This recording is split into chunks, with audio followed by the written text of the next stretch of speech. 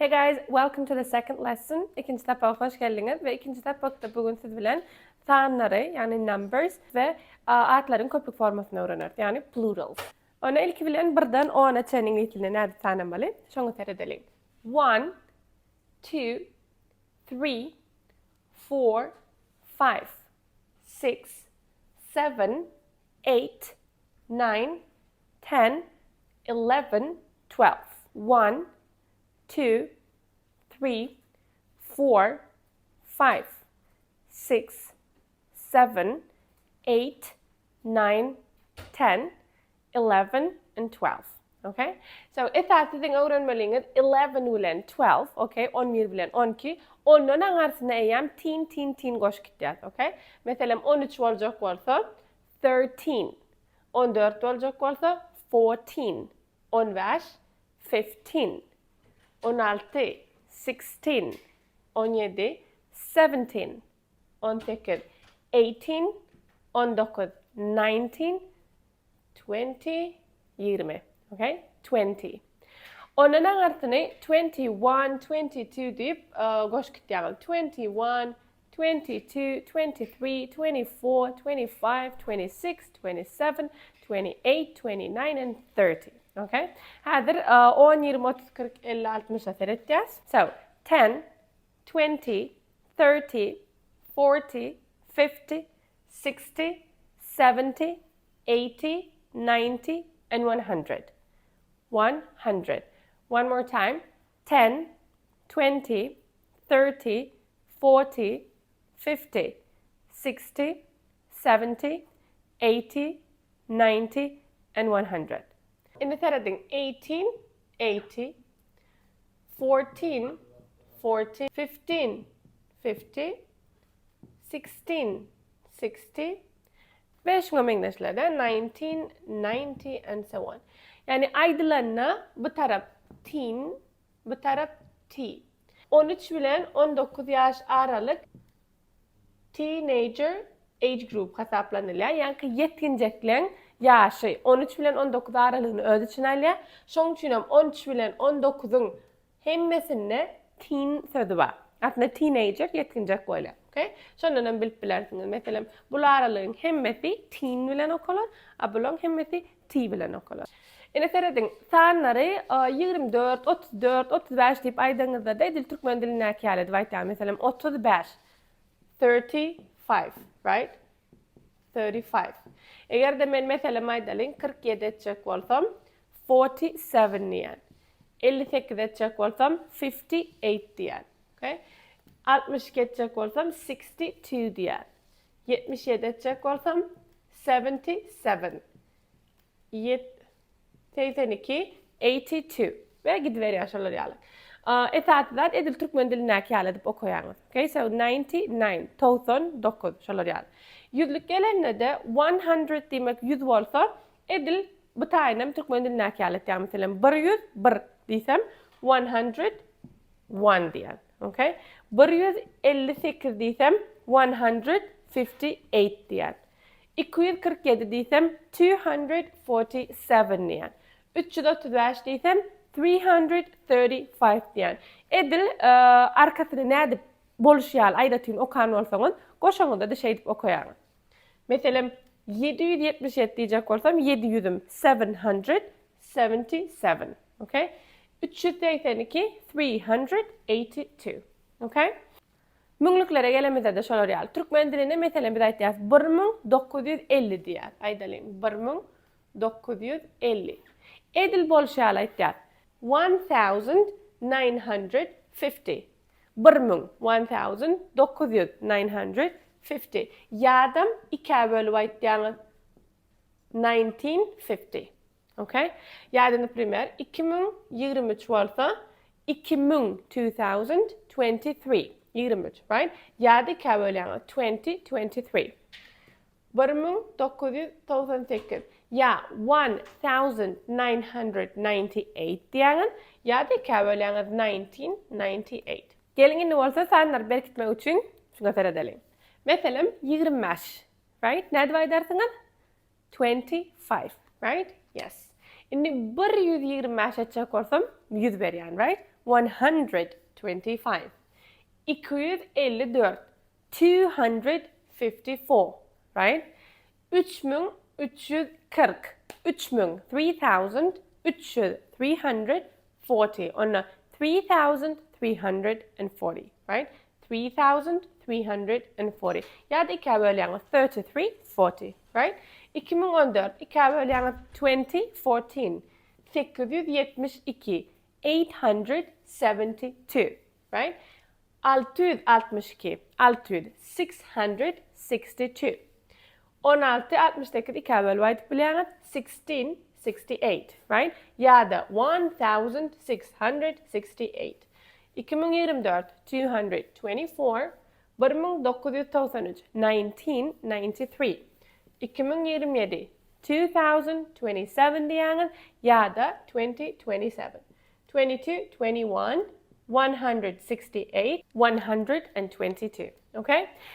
Görüşmek diýäli İňlis dilinde sanlar aýtmak aňsat kyn däl. Edil türkmen dilinde nädip aýtýan bolsaňyz şonu aýtýaňyz. Eň esasy zat 80 bilen 18. Şol ikisini çalışmadyk. Yani teenli gelýän sanlar we teenli gelýän sanlar onam ýaňy düşündirdim. Teenager yetkinjek bolýar we şondaky teen alyp yetkinjeklik ýaşlara goýýaňyz. 13 bilen 19 aralygyna hemmesini teen bilen aýtýaňyz, galanlary teen bilen aýtýaňyz. 13, 30, 15, 50. Right? Şolar ýaly. Galanya dellerde edil türkmen diline ýaly 68 diýsem meselem 68 diýen, 75 diýsem 75 diýen, right? Yüzlük goşdum öňüne 175 etmek üçin 175. Edil türkmen diline ýaly goşup gitýäňiz.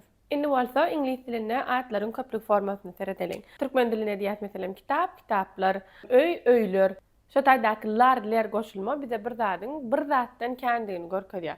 Meselem aýdalyň gıyız diysem, bir gıyızın gurungun etken, yani gıyızlar diysem, menne birden kän gıyızlan badygyny görkezýän şeýle dämi? Ve şo taýdaky lar goşulmasy türkmen dilinde atlary köplüge geçirýär. Edil şolar ýalam İňlis dilinde. Meselem aýdal a frog diýseňiz, bir gurbaga diýen şeýle dämi? Ve ünserseňiz dur, sebäbi a frog bir gurbaga diýip kabul etýär şunu. Eger de siz şonu indi köplüge geçirjek bolsaňyz, meselem 2 tane gurbaga diýjek bolsaňyz, onda siz espermen bolýaňyz. 2 frogs, right? Şo taýdak es, lar, gurbagalar goşulmany berdi. Yani biz aslında türkmen diline 5 tane gıyızlar, ýa-da 2 tane öýler zat diýip duramyz. 2 öý 5 gıyız zat diýip aýtýar, ýöne öýem şol birden kän. Şol lar goşulmasy aslında bolmaly, right? Gıyızlar, öýler, kitaplar, yani şolar ýaly. Ýöne biz san goýan wagtymyz lar iken aýdamlok 2 kitap diýär şeýledem. Ýöne İňlis dilinde bolsa siz sanam aýtmaly larlarym goşmaly. 2 books, 5 girls, 4 bags, like that. Ýa-da a bag. Bir sunka, right? So 5 bags. 1 pen, bir ruçka, 33 pens. 33 tane ruçkalar. Indi ýöne bu teman tatçy ken eskoşýan sadlar olar montan köplüge urlýar. Yani edil olar ýalam aňsat däl. Häzir beýleki goşuluşlaryny da seredeliň. Diňe ýazuw kadasyna ütgeýän zatlar bar. Şolar seredip geçeliň. Umuman aýdanda eskoş gitýäňiz. Ýöne käbir ýerlerde is goşmaly ýerleňiz bolýar. Y harpy düşürip is goşmaly ýerleňiz bolýar. Häzir şolary seredýäs. Seredin ýazuw kadasyna egerde sözüňiz y harpa gutorýan bolsa, o y harpyňam öňünden çekimsiz harp gelýän bolsa, siz onu şo y harpy düşürüp, ondan is goşmaly bolýaňyz. Meselem, I see a butterfly, men kebelek görýän diýen. One butterfly, right? Because I said, I see a butterfly, right? Egerde men şonu 2 tane kebelek görýän diýjek bolsam, onu men I see 2 butterflies diýen, right? Ve şonu butterflies diýenimin y harpyny aýyran ve is goşmaly bolar, okay? Ýa-da siňek meselem fly bolýar, a fly, right? Ve şonu siňekler etjek bolsam flies diýip is goşmaly bolýan. Näme üçin? Sebäbi y harpyň öňündäki harp çekimsiz bolup gelip dur. Yani siz i da diýip okasaňyz da y diýip okama, onda siz şonu düşürüp is goşmaly bolýaňyz. Ýöne egerde meselem donkey diýeňizde eşek bolýar, right? So y harpyň öňündäki çekimli duran bolsa, ýani a, e, o, u, i şolar duran bolsa, onda siz şo duruşyna goýýaňyz.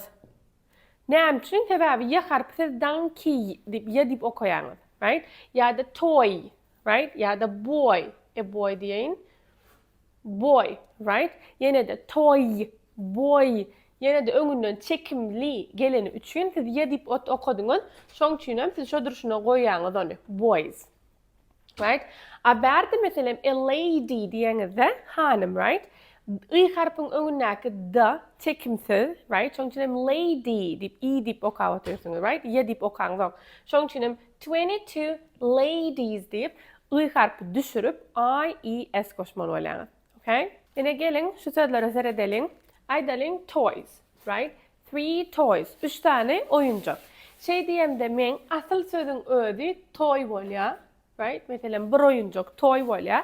Näme üçin men es goşdum? Sebäbi y harpyň öňündäki çekimli o toy, right? Ve okamda da y harp dip okuyan toy dip, right? Şoň üçin toys bolýar. 2 babies, right? Atly bäwek diýmek baby, right? Göräňiz men y dip okamadım. Baby dip i bilen oturýan. Näme üçin? Sebäbi y harpyň öňündäki çekimsiz. Ve men şoňa es goşmaly bolamda göni şey dip goşup bilemok. Ýalňyş bolýar. Şoň üçin y harpy düşürýän, ondan soň I e s goşýan, right? 2 babies. Edil şolar ýalym cherry. Cherry sözüň özi ülje. Ýazamda cherry. Görýäňizmi? Y dip okudum. Cherry diýemok. Right? Ýa-da cherry diýemok. Cherry, right? Ülje, cherry. Ve men şuna i s goşamda ýene de y harpy aýyrmaly bolýan we i s goşmaly bolýan sebäbi y harpyň öňünde çekimsiz dur. Okay? Edil şonu ýalym monkey, right? Aberde menem i monkey diýen, right? So monkey. Muň öňünde çekimli dur. Şoň üçin men sözüň ýzyna prosta s goşýar. Okay? Key bulam şolar ýal, right? Ýa bilen gutortýan. Şoň üçin diňe s berýän. 5 keys. Indi bolsa bu kada seredeliň. Egerde siziň sözüňiz şu harplara gutorýan bolsa S, 2S, Ş, Ç, O and X, right? Şu harplara gutorýan bolsa onu siz i bilen S berýäňiz. Sebäbi meselem serediň bus diýemde avtobus, right? Busyň ýzyna nädip siz S berip onu nädip aýtjaksyňyz? Bussysy mı? Ýani kynrak bolýar, right? Şoň üçin buses dip i s goýýaňyz. A glass, stakan, right? Glasses. A box, koropka, boxes. A dish, pasuda ya da bluda bolup bilýär. Dishes, right? Tomato, o, tomatoes, s. Potato, potatoes, right? Diňe şu 3 sözde şu duruşuna galýar. Meselem video, o bilen gutorsadım, ýöne s berýär. Photo, o bilen gutorsadım, ýöne s berýär. Radio, o bilen gutorsadım, diňe s berýär. Galan ýagdaýlarda esiň ödüni goşup bilýär. Diňe ünsweriň biraşy harplar bilen gutorsa s berýär, biram ýankyýaly y harpyň öňünden çekimsiz gelýän bolsa, olam ýa diýip däle başga zat bilen okuyan bolsa, ýanky dictionary bolup biler, fly bolup biler, onda siz i s goşmaly bolýar, y harpy aýryp. Indi bolsa irregular plurals diýen bölümine seredeliň. Irregular plurals bolana kada boyun egmeyen köplükdäki atlar.